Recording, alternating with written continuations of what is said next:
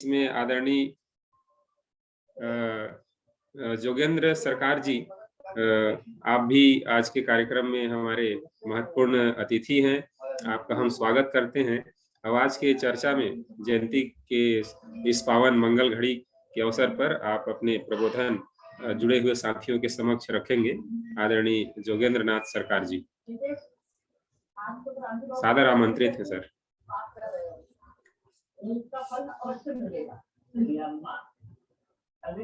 है, अल्लाह का तो हमारा जो अभी बजाऊंगा अपने पैसे दिलाऊंगा ये संस्था तुम खाओगे नहीं, लेकिन तुम्हारे बेटे को भी जाऊंगा ना।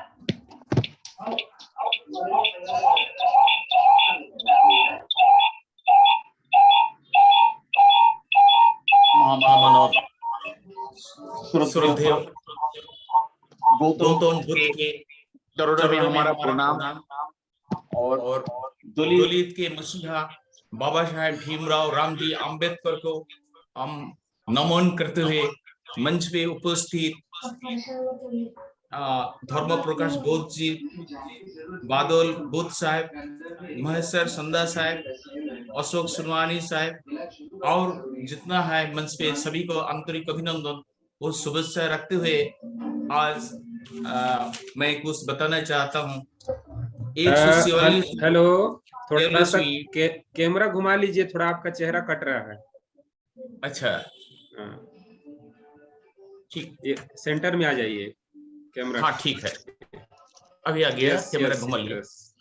Okay perfect. 146वीं बिरसा मुंडा जयंती के अवसर पर हम कुछ बोलने जाता हूँ और 146वीं जन्म जयंती काल बनाया गया है। आज उसको डिस्कशन आलोचना डिस्कस हो रहा है, इसलिए मैं जो बोलना चाहता हूँ, बिरसा मुंडा जो उन्होंने लड़ रहा था, लेकिन उनको मनोवादी लोगों ने डाइवर्ट कर दिया।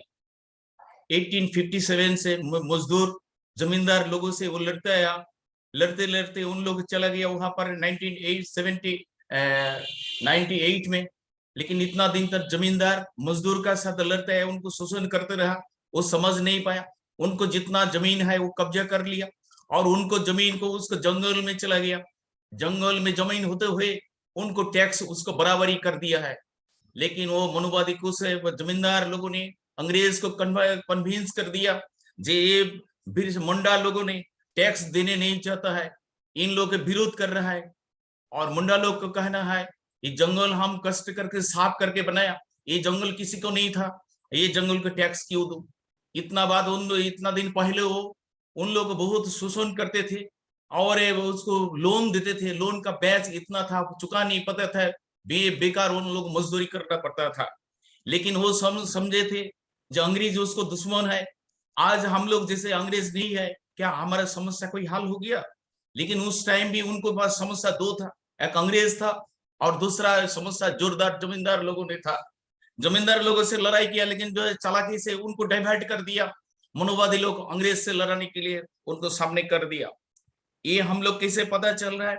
पश्चिम बंगाल की एक अच्छा लेखिका महेश्वरा देवी, उनको अरण्य अधिकार का एक किताब लिखा, जंगल का अधिकार राइट, एक किताब लिखा, एक नोवेल लिखा। वो नोवेल का आधार पर महेश्वरा देवी को 1978 ईस्वी में उनको साहित्य अकादमी का पुरस्कार दिया गया है। और उनके बाद जब बिरसा मुंडा है, उनको सोच दो था भगवान जैसे क्यों मानते थे। बिरसा मुंडा ये चीज बोलते थे, कुसंस्कार को मत मानो, साफ सुथरा रहो, नीम पत्ता खाओ, नीम पत्ता खाने से जड़ी बूटी से हमको इलाज कराना है और हम लोग को जो एकजुट होकर चलना है, जितना भारतीय है एकजुट होकर के चलने से हम लोग चल पाएंगे। बिरसा मुंडा जिस तरह से सोच आदमी को दे दिया था, वो सोच पर आम आदमी को समझ में आया जी हमारे के लिए अच्छा ही बोल रहा है। जैसे जहां तहां का पानी मत पिया करो, साफ सुथरा पानी पियो, नीम पत्ता भी खाओ, कुसंस्कार से मुक्त रहो और ये धम्म को अपनाओ। इस तरह से सोच था उनको। जिस तरह से हमारा बुद्ध धर्म को जो खतरा में डाल दिया जिन लोग, उन लोग उनको डाइवर्ट करके अंग्रेज से लड़ने गया। और 1899 में जो अंग्रेज से लड़ाई की, हेलो सर, आवाज सुन रहे हैं? Hello hello. कंटिन्यू रखें, आ रहे हैं, प्लीज कंटिन्यू। हाँ ठीक है। तो 1899 में जो अंग्रेज का साथ उन लोग लड़ाई किया, नहीं 19 ईस्वी में जो उन्होंने लड़ाई किया, वो लड़ाई का बाद अंग्रेज से सोचा जी ये लड़ाई इन लोग के क्यों किया, ये तो बहुत गरीब है, देख रहा हूँ। सर्वे किया उनको बाद, और लड़ाई में उनको बहुत पनिशमेंट हो गया। 3 आदमी को फांसी दे दिया और 44 को दीपांतर हो गया है। अंग्रेज ने सर्वे किया है, ये इतना लड़ाई क्यों किया है। मैं सर्वे करके पता चला ये बहुत गरीब है, ये भूखमरी है, इनको पास खाने के लिए कुछ नहीं है, और ये गरीब आदमी से मुझे क्यों लड़ना पड़ा। बाद में उन्होंने उनको जो टैक्स का जो डिसाइडेड किया था, जितना टैक्स, वो टैक्स कम कर दिया। गरीबी हटाने के लिए कुछ प्लानिंग बनाया, कुछ स्कूल भी उन्होंने अंग्रेज ने बनाया उन लोगों को फैसिलिटी देने के लिए। लेकिन ये उनको समस्या, अंग्रेज को ही समस्या समझे, लेकिन उनको पैरेलल में दूसरा समस्या जो पहले भी था आज भी है, जो बनिया लोग है, बिजनेसमैन है, जो मल्टीनेशनल कंपनी है बहुत सारा, जिस तरह से हमारा देश में है उसी तरह से उन लोग भी जमींदार लोगों ने था, जो हमारा समस्या का कारण था, लेकिन समझ नहीं पाया था उतना। और नहीं समझने का वजह से इस तरह से खतरा में उनको लड़ाई उठाना पड़ा था। जो अंग्रेज का साथ जमींदार का लड़ाई होनी चाहिए था, वो जमींदार का लड़ाई लड़ लिया, वो बिरसा मुंडा जी लड़ लिया था। लेकिन बिरसा मुंडा के एक चीज था, हमारा देश हम छोड़ेंगे नहीं, राइट को, अधिकार को हम नहीं छोड़ेंगे, इसको हक के लड़ने के लिए हम लड़ाई करके हम जीत कर रहेंगे। ये उनको जो सोच था उसी सोच था। ये सोच हमारा समाज भारत में बहुत कम आदमी की था, इसलिए उनको भगवान जैसे उसको रिस्पेक्ट करते हैं सारी आदमी, क्योंकि सारी मुंडारी लोगों को इकट्ठा करने के लिए उनको जो क्वालिटी है, उन्होंने जो मेहनत किया है, मेहनत को ध्यान देते हुए सब आदमी बोला है जो सही है, उनको सोच बस ठीक था। उनको जहां जहां जो गांव में किया है, एक चीज बोलता था आकर की, ये बोलता था उल, और दूसरा आदमी बोलता था गुलाल, और एक साथ में आवाज जोड़ा था उल गुलाल। उल गुलाल मतलब कठिन संग्राम लड़ाई, कठिन संग्राम लड़ाई, और कठिन संग्राम लड़ाई में बहुत मुंडारी को शामिल कर दिया था युद्ध में। और 19 ईस्वी में 1900 ईस्वी में उन लोग जो युद्ध हुआ, वो युद्ध में 9 जनवरी उनको बिरसा मुंडा को देहांत हो गया इसमें जेल में। और उन्होंने बाकी जो था उनको साथियों लोग था, उनको पनिशमेंट हो गया, 44 आदमी का दीपांतर, 3 आदमी का फांसी भी हो गया है। तो ये जो समस्या था बिरसा मुंडा का सोच, तो वो सोच हम लोग के भी सोचना पड़ेगा, हम लोग की यूनाइटेड होकर आगे चलना पड़ेगा। लेकिन इन्होंने एक समस्या उनको जो था, उन लोग डायरेक्ट से अंग्रेज से बात नहीं कर पाता था। हमारा भारत में बाबा साहेब भीमराव अम्बेडकर जी जो चीज करते थे, वो डायरेक्ट अंग्रेज से सरल डायरेक्ट बात करके वो ले जाते थे। हमारा जो सोच विचार था, हमारा जो भारत के जो SC/ST कम्युनिटी का सोच विचार था, सोच विचार को बाबा साहेब आगे लेकर कांग्रेस को कन्विंस करने में सक्षम हुई थी, इसलिए हमारा समस्या नहीं हुआ, संविधान में अधिकार हम दे पाया। हमारे जैसे बाबा साहेब जैसे महान आदमी था, इसलिए हमारे समस्या को उन्होंने अंग्रेज के पास सरस्वती डायरेक्ट किसको ब्रोकर दलाल को माध्यम से नहीं दिया, वो डायरेक्ट उन्होंने दे पाया। तो हमारा आदमी को अंग्रेज समझ में नहीं आता था, बाबा साहब को अंग्रेज पूरा समझ में आता था, और इसलिए बाबा साहेब अंग्रेज को कन्विंस करने में सक्षम हुई थी। और इसका वजह से हमारा भारत में जो SC/ST उन लोगों को फायदा मिल गया। बाबा साहेब का कुंभ करने जैसे लड़ाई करते हुए जो अधिकार दे गया है, आज 8 लाख वकील, बैरिस्टर, इंजीनियर, प्रोफेसर, वो भी उनको बराबर लड़ाई नहीं कर सकता है।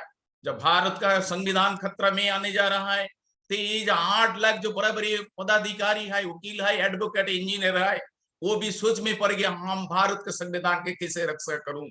बाबा साहेब के कुंभ करने जैसे लड़ाई करके संविधान बना लिया, लेकिन जो बना हुआ चीज को हम लोग रक्षा करने के लिए सक्षम है कि नहीं है, हम लोग सोच में पड़ गया। क्यों? यूनिटी जो यूनाइटेड जरूरत है, हमारा देश में यूनाइटेड होकर के हम लोग अगर लड़ेंगे नहीं तो हम लोग आगे नहीं बढ़ सकते हो। हमारा बुद्ध धर्म का अपनाना पड़ेगा। बुद्ध धर्म को जो खतरा में डाल दिया था, ये खतरा से हमको निकलने के लिए करीब से करीब मुकाबला हमको करना पड़ा, मेहनत करना पड़ेगा। हमारे यहाँ पश्चिम बंगाल में हम प्रोग्राम बना रहा हूँ, जो हम लोग सांची में प्रोग्राम बनाया 500 पश्चिम बंगाल से हम लोग वहां भाग लेंगे, इसलिए हमारा 2 प्रोग्राम यहाँ पर रखे हैं। 8 से नवंबर हम लोग के प्रोग्राम में शामिल हो जाएंगे, उसमें उनको कन्विंस करेंगे आदमी को सच जाने के लिए प्रोग्राम। 5 दिसंबर हम प्रोग्राम वहां पर बना रहा हूँ सोनार कोलकाता में, उसमें हमारा हम लोग इन्वाइट किए राष्ट्र अध्यक्ष जी को, धर्म प्रकाश बोध जी को, लेकिन उन्होंने शायद रह पाएंगे कि नहीं पाएंगे, उसको जगह पे बात हो गया। मैं सर संदा साहब उसमें वहां पर उपस्थित रहेंगे।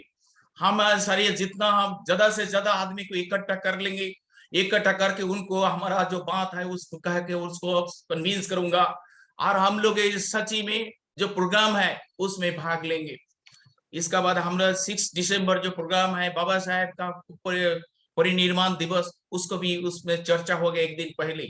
हर जगह में 6 दिसंबर को बाबा साहेब को परिनिर्वाण का उपलक्ष्य में कुछ चर्चा होती है, इसलिए 6 दिसंबर का हम प्रोग्राम नहीं रखे, वो प्रोग्राम एक दिन पहले 5 दिसंबर को कोलकाता में रखे हैं। और कोलकाता में हम लोग इसे ज्यादा से ज्यादा आदमी को एक जगह इकट्ठा करेंगे। भांति लोगों को इनवाइट किया गया है, उन्होंने भी उसमें शामिल रहेंगे। और आज जो प्रोग्राम बनाया, हमको जो चांस सुযোগ दिया है, यहाँ पर कहने के लिए मौका दिया है, हम सभी के लिए इसलिए आंतरिक अभिनंदन और शुभेच्छा रखता हूँ। ये मैं इतना बड़ा मंच पे हमको जो सुযোগ चांस दिया कहने के लिए, कुछ बोलने के लिए मौका दिया है, हम इसलिए बहुत इनको आभारी हो, बहुत हम धन्यवाद देना चाहता हूँ। और इसके साथ ही हमारा जो प्रोग्राम है एक का बाद एक छोटा छोटा प्रोग्राम होते ही रहता है कहीं ना कहीं, लेकिन बुद्ध जो कॉन्फ्रेंस हम लोग इसे नहीं करके हम लोग जैसे करते बाबा साहेब का जो सोच विचार है उस पर हम रखते हैं। अभी जितना प्लानिंग है हम लोग बुद्ध का जो दर्शन और बाबा साहेब का दर्शन, उसके बारे में हम लोग प्लानिंग कर रहा हूँ, आदमी को समझाने जा रहा हूँ। और हम लोग सांची के लिए प्रोग्राम के लिए किस तरह से वहां पर रहेंगे, कहाँ होटल मिलेगा तो होटल का अगर नंबर अगर मिल जाएगा तो उस तरह से हम लोग कोशिश करेंगे, बुक भी कर दूंगा। रिजर्वेशन हम लोग दिसंबर महीना में, ये महीना में एंड में हम लोग करना शुरू करूंगा। और बिरसा मुंडा जी का जो सोच विचार है, तो वो जो विचार को ध्यान में रखते हो, क्योंकि जिस तरह से कम उम्र में जिस तरह से लड़ाई किया था, तो वो उस तरह से हम लोग लड़ाई करेंगे तो हमको समस्या उतना नहीं रहेगा, बहुत समस्या कम हो जाएगा।